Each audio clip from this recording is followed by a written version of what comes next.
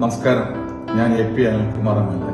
എന്റെ നിയോജകമണ്ഡലത്തിലെ മമ്പാട് പഞ്ചായത്തിൽ താണയിൽ താമസിക്കുന്ന 56-കാരിയായ ശ്രീമതി നഫീസ മാരകമായ ക്യാൻസർ രോഗം മൂലം ബുദ്ധിമുട്ടുകയാണ്.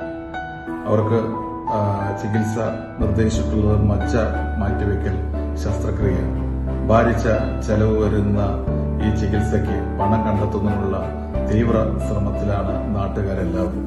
തീർച്ചയായും ശ്രീമതി നഫീസയുടെ ചികിത്സാ സഹായത്തിൽ നിങ്ങളുടേതായ കഴിയുന്ന ഒരു സഹായം കൂടി നൽകി അവരുടെ ചികിത്സ എത്രയും പെട്ടെന്ന് നടത്തുന്നതിന് വേണ്ടിയുള്ള സഹായ സഹകരണങ്ങൾ നിങ്ങളുടെ ഭാഗത്തുണ്ടാവണം എന്ന് അഭ്യർത്ഥിക്കുകയാണ്.